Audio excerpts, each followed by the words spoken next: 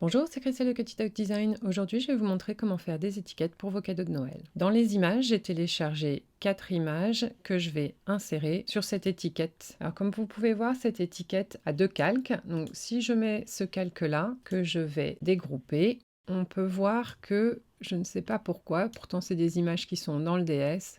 Je vais zoomer pour vous montrer. Le calque du dessous, il y a un défaut sur le fichier. Là, le trou est pas bien fait. Donc, je vais juste supprimer le calque du bas et je vais juste utiliser cette étiquette. Dans ce tuto, je vais utiliser dans le menu Associé la fonctionnalité Exclure que j'utilise pas souvent. Et on va essayer de faire un truc un peu sympa. Je vais dupliquer mon étiquette en 4. Donc 3 fois pour en avoir 4, qui est le nombre des dessins que j'ai pris. Je vais tous les sélectionner et les mettre en blanc pour qu'on voit un petit peu mieux ce qu'on fait. Et je vais commencer avec la première étiquette. Vous pouvez bien sûr changer la taille, moi je les laisse comme elles sont, ça me paraît pas mal. Je vais commencer par le sapin que je vais envoyer tout devant pour voir à peu près où je veux le mettre. Donc là, c'est vos préférences personnelles où vous souhaitez que le sapin soit. Donc en utilisant Exclure, ce qui va se passer, c'est qu'en bas de l'étiquette, il va y avoir le sapin qui dépasse et en haut, ça va être découpé, donc ça va faire un trou. Une fois que je suis satisfaite de la hauteur de mon sapin, je sélectionne les deux, je fais aligner centré horizontalement et ensuite je vais dans le menu associé et je clique sur Exclure.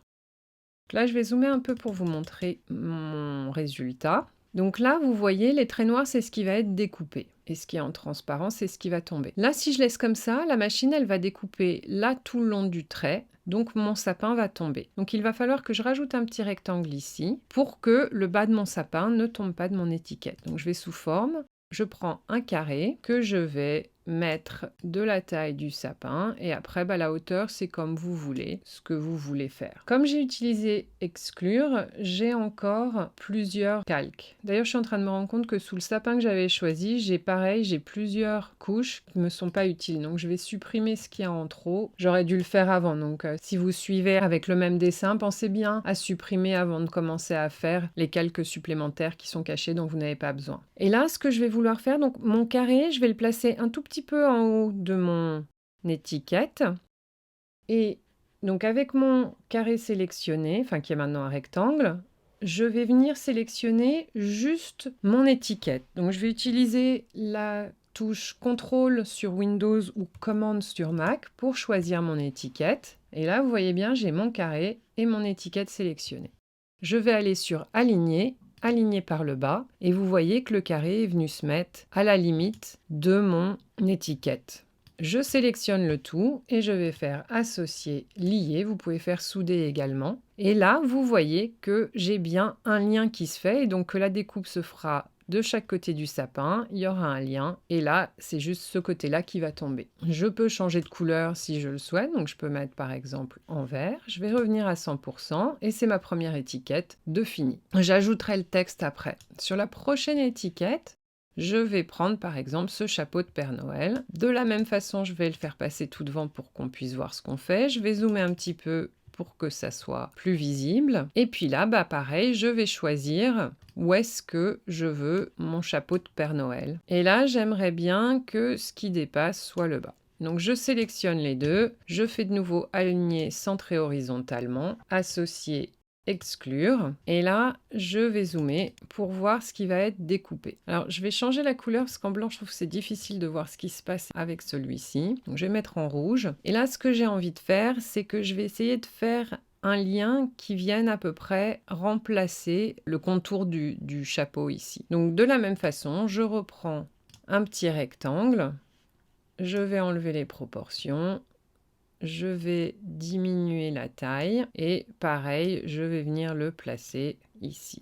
Je vais zoomer un peu parce que j'aimerais bien le faire le mieux possible par rapport à la hauteur d'ici. Donc ça, c'est des détails, c'est vous qui voyez si vous avez envie de faire ça ou si vous voulez faire avec la taille que vous voulez. Donc juste pour avoir une petite idée, alors je vais peut-être le mettre...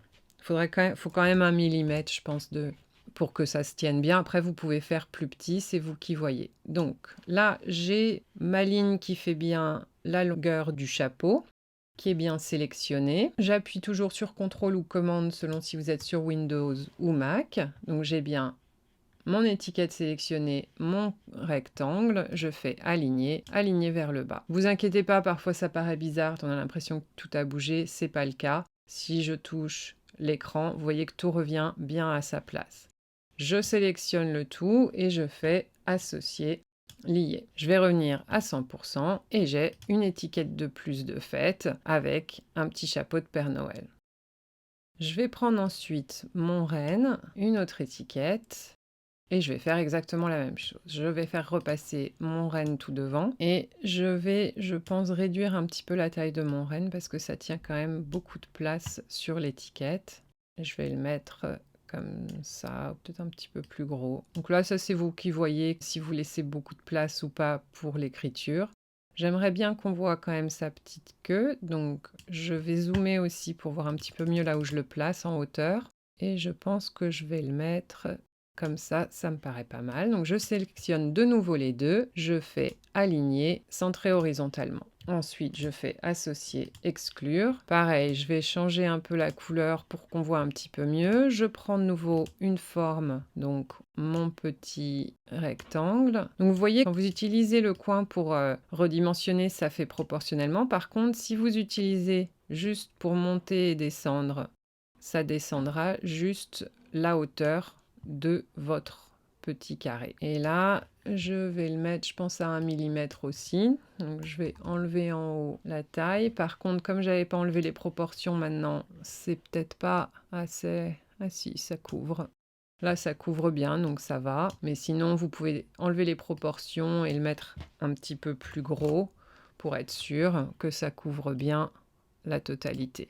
Maintenant que j'ai mon rectangle à l'intérieur de mon étiquette, donc avec mon rectangle toujours sélectionné sous mes calques, je vais sur commande ou contrôle de nouveau et je sélectionne juste l'étiquette. Je fais de nouveau aligner, aligner vers le bas puisque c'est toujours l'objet qui est le plus en haut qui va descendre vers le bas. Tout est bien comme il faut pour faire mon lien et que donc ma découpe ne se fasse pas de partout. Je fais de nouveau associer, lier. Alors là, vous voyez, par contre, je trouve que ça sert pas à grand chose. Donc ce que je vais faire, c'est que mon carré, je vais le faire un petit peu plus haut. Et du coup, par contre, il est descendu, vous voyez ici. Donc ce que je vais faire, c'est que je vais sélectionner juste le carré. Et encore une fois, c'est l'avantage du menu associé. Vous pouvez toujours modifier. Donc je vais le remonter un petit peu en hauteur. Je sélectionne de nouveau mon étiquette et de nouveau aligné vers le bas. Il se remet au bon endroit. Et là, la découpe sera beaucoup plus naturelle. Il n'y aura pas juste un trait ici. De nouveau, une étiquette de fête. Et puis la dernière, je vais me servir, je pense, des lignes naturelles pour essayer de faire le lien. Donc la première chose que je vais faire, c'est faire une rotation à 90 degrés puisque je veux que ces lignes soient le long de mon étiquette. Je vais également l'envoyer tout devant pour qu'on voit bien ce que je fais et de nouveau zoomer. Là, vous voyez que mon flocon est beaucoup trop grand, donc je vais le diminuer. Et l'idéal, voilà, ça serait que mon flocon soit ici. Je sélectionne les deux, je fais associer, exclure. Et ensuite, je vais prendre de nouveau une forme que je vais mettre en guide pour que ça soit le plus proche de la taille de mon flocon. Et je vais de nouveau zoomer un petit peu plus pour voir mieux ce que je fais. Donc là, je vais faire 1.5 et je pense que ça couvre pas mal, même un tout petit peu plus. 1.6. Là, il est trop large, alors je vais juste enlever ça et le faire à 4. Je suis désolée, je ne sais pas si vous entendez ça, il y a des travaux chez mes voisins, du coup, il y a un petit peu de bruit. Donc, je sélectionne les deux, je vais aligner vers le bas. Et là, ça me paraît pas mal. Je pense qu'il faut que ça soit un tout petit peu plus haut. Je vais zoomer encore. Alors, je vais faire un 7. De nouveau, je vais aligner. Et voilà, là, ça passe au-dessus. Je pense que ça devrait le faire. Donc, je sélectionne mon rectangle que je remets en découpe de base. Je sélectionne tout et je fais associer, lier. Et là, ça couvre bien cette partie et je vais revenir à 100% et vous voyez que j'ai bien mes 4 étiquettes Si vous voulez ajouter un texte, vous prenez votre texte, vous choisissez dans le style d'écriture que ce soit bien en écriture pour que ça fasse un trait, si c'est ce que vous souhaitez. Si vous préférez que ce soit en normal, ça fera le contour des lettres de quelle que soit la police d'écriture que vous avez choisie. Donc moi je vais les mettre en écriture. Vous pouvez aller changer, donc par défaut ça vous mettra Cricut 100, mais si vous allez dans les filtres, vous pouvez choisir les gratuits et bien sûr ceux qui ont un mode écriture. Et ensuite, vous pouvez choisir entre les différentes choses qu'il y a. Si vous ne voyez pas trop ce que ça fait, vous pouvez sélectionner votre police d'écriture et donc vous voyez quel texte ça fait. Et une fois que vous en avez trouvé un qui vous plaît, vous pouvez fermer cette fenêtre. Ensuite, on va double-cliquer sur le texte. Vous pouvez mettre « Joyeux Noël ». Alors celui-là, vous voyez, parfois ça vous fait ça. Cette police d'écriture n'a pas d'éléments d'accent, donc ça vous fait un petit carré. Donc je vais effacer, je vais juste mettre et puis le nom de la personne, donc on va dire que c'est un cadeau pour moi. Je vais placer mon texte là où je le veux sur mon étiquette. Et donc là, par défaut, ça sera en stylo. Vous pouvez choisir du foil si vous le souhaitez, mais là je vais le laisser en stylo. Vous pouvez changer le type de stylo. Je vais le laisser en noir comme ça.